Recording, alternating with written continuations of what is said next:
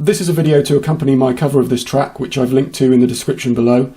I was fairly fastidious about recreating John Wetton's original part as accurately as possible, so for anyone who's undertaking the highly inadvisable task of learning this isn't a breakdown of everything that's going on or a detailed lesson on how to play it, but I'm going to point out a few notable details which might help you. How did I learn it? Well, I had the official audio track open on YouTube, which later I added from CD into my DAW, which was useful for looping various sections.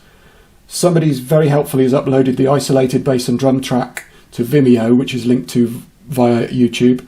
You can search for it there. And I played this back at half speed with a microphone set up in between my monitor speakers and recorded that into my DAW.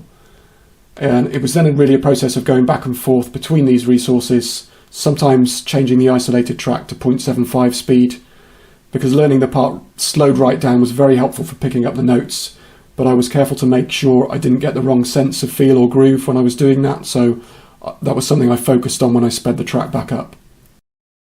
The track itself, I think it's important to say that whilst this is clearly a composed and structured piece of music, later in the track in particular, once the changes, time signature and the root octave bass pattern are established, Wetton varies what he plays in response to what he's feeling in the moment and what the other musicians are doing. And this results in some fairly frenetic and to some degree random playing. I'm fairly sure the piece was recorded live with the whole band playing together, and quite rightly he hasn't gone back and done any overdubs or cleaned up any of the part. And although I made it my mission to copy exactly what he did, he would have never have played it the same way twice. And I'm sure had he been standing over my shoulder whilst I was learning it, he would have said, don't bother with that, just play through the changes, dig in, enjoy it and do your thing. So for me, the very prescribed, although there are some variations, first section of the track became the easy bit. That's the wrong word, but that part's very defined. And once I got into the detail of the later sections, that's when the hard work began for me. So again, I'm not going to go through how to play the whole thing, but I'm just going to mention 11 details which I picked up on, which might be things that are quite clear in the track but could be missed, or things which I hadn't noticed before I went through this process. So first of all, the part that goes, there is that little Gracenote in there, the C to the D flat. I've seen people play, and there is this. Secondly, and this is an example of the kind of detail I went into, when the riff moves up to the B, you just hear a very slight slide down from the B to the A when it changes position.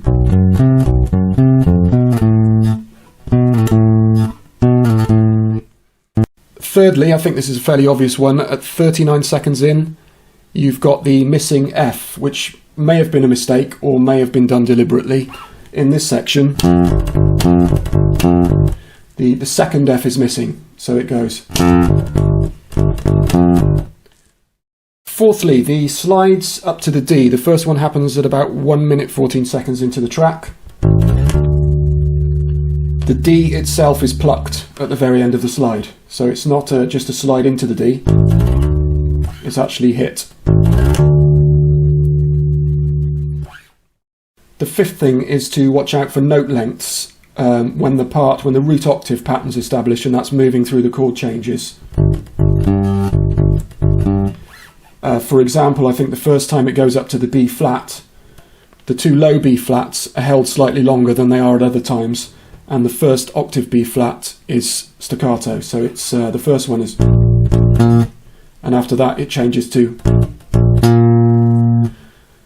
and there are variations on that throughout all of those chord changes, so it's just something to be aware of if you're as fussy as I am. Thing number 6 at 2:48 in the track, we're in the B flat section, and we get this. Again, maybe a mistake, not quite sure, but Wetton wouldn't have been heading up the fingerboard for any reason at that point, so it's just a little embellishment, I think. Number 7 at 3:33 into the track, we are on the A flat section. This is just before the accented Ds happen for the first time. And there are some quick little octave skips and some rapid fire notes in this section, and you get this part. So where you might expect that second one to go, there's actually a very quick D in between, which is slid into. That was something I only picked up on from hearing the isolated track. Then number 8, when we get into the accented Ds, at the very end of that part, before everything stops and it goes back to Fripp's guitar riff, there is an A. You can't hear it that well on the original track. It is there, it's on the isolated track, and it is definitely an A. Number 9, when we get to this riff, the first 3 times it's played staccato, Wetton then opens it up. And he does that until the end of that part, except for at 4:24, David Cross's violin part comes to quite an abrupt stop, and Wetton responds to that afterwards by putting that A flat in as a staccato note again. So that's the only other time that the staccato note happens in that section. Number 10 is a really nice part in the track at 4:57, a very brief part, where Bruford starts playing the backbeat over the... and it's just before the fill. And it's really tempting to kind of go with the groove and change the feel slightly when that comes in, but it's quite important, I found, to keep it the same feel it was previously before going into that fill.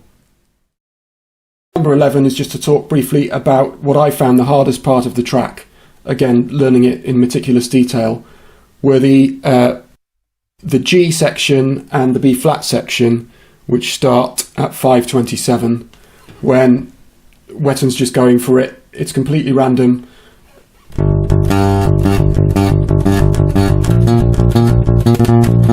It's all that kind of stuff, very fast. That wasn't the exact part, by the way. I've tried to forget it now.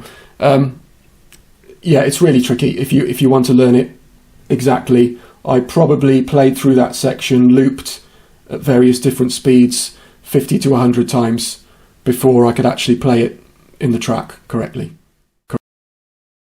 So I hope this might have been helpful in some way. Go and tell everybody about the wonders of 11/8 and 10/8.